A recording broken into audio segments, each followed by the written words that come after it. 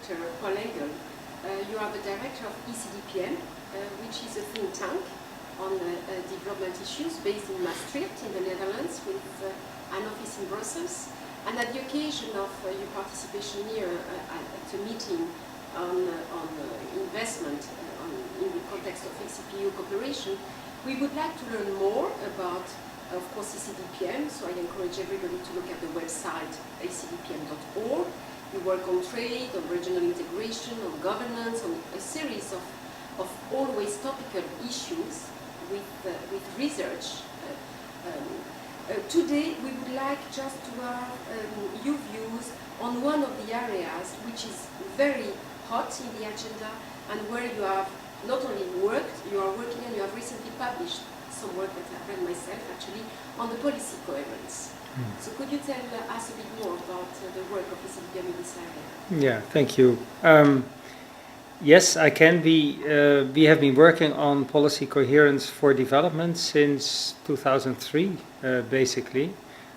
First on the competencies that the European Union and the countries, the member states, have to develop in order to be more coherent with development objectives.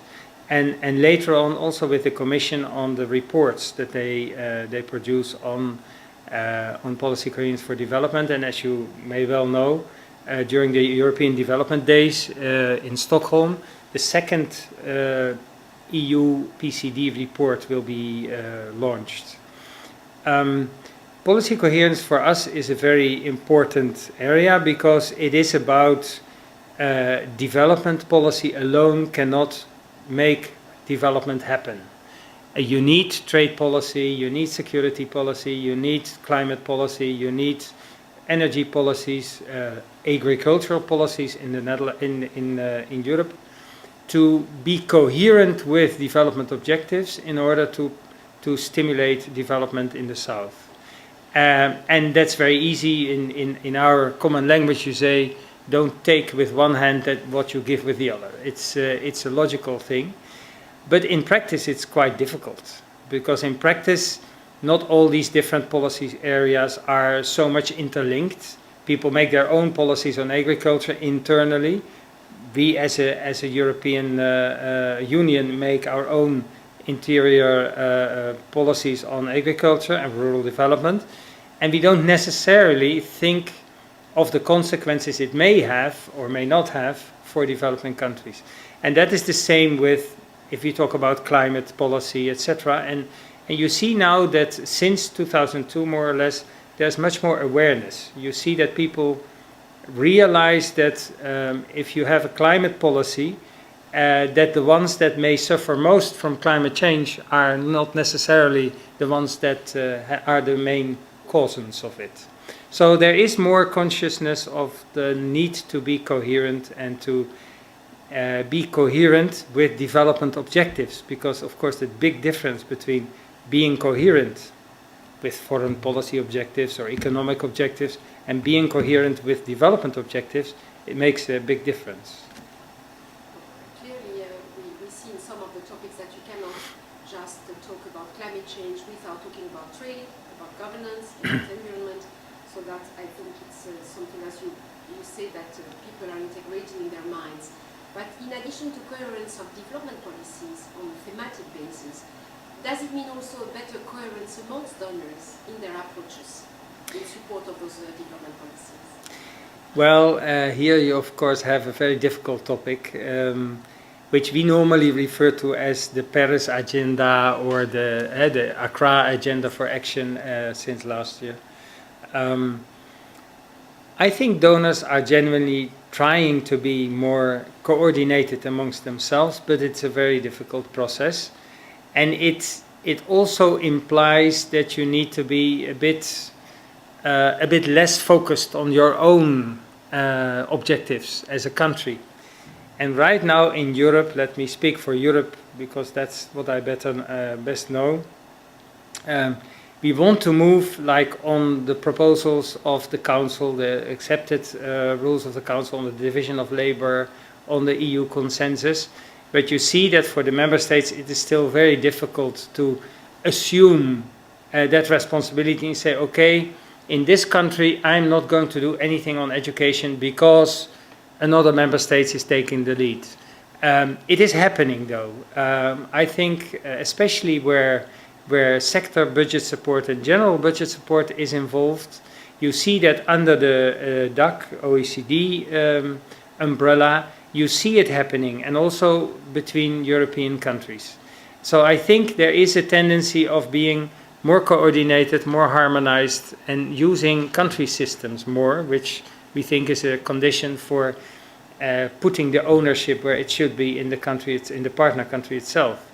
At the same time, again, it is a long process, and it requires political will and courage to actually do this. But I think in the last 3-4 years, a lot has happened, and especially also, I would say, a lead role for the Commission and the different presidencies of the EU that have pushed and pushed and pushed this consequently, and then you see people starting to move. But we need at least 10 more years of that sort of insistence. Yeah.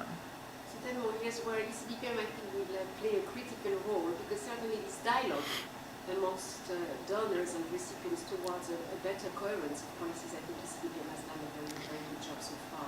Well, maybe it's good to explain that ECDPM, more than a European think tank, is rather we concentrate more on brokering knowledge and on exchanging knowledge between different partners, and with a perspective very much from the south. Our board is in majority ACP nationals, so people from Africa, the Caribbean and the Pacific. And they very much steer us to deal with what Ambassador Gomes also referred to, the asymmetries between the EU and the ACP. So we try to somehow work that those asymmetries are a little less asymmetric. And so that's why we work on trade, on the APAs, on informing, etc. What we then notice is that in Europe there's also an enormous demand for that information. So it's not only the ACP that doesn't have all the information available. There's many people in Europe that don't have it either. So that's why we take a broker role, and we are, and when it's necessary, we do research. So we like to think of ourselves more as an act than a think tank, but and especially on ACP-EU relations. So we are also concerned with where is the ACP going to go. 2020 we have the Cotonou Partnership Agreement, but in the meantime we have Africa regionalizing, we have strong movements in the Caribbean, etc. So we have the EU trying to regionalize. So there are all kinds of policy issues that pop up there too. And of course, one of the hot topics of this autumn will be what is going to happen if the Irish say yes to the Lisbon Treaty. What's going to happen with our role as EU in the world, and can we then take that opportunity to be more coherent as an EU? All questions. Yes, many challenges. I thank you very much, Dr. Engel, for this opportunity and these kind words, and certainly our readers will visit the very interesting, with lots of information, website and contact you directly. Thank you, Selina. Thank you.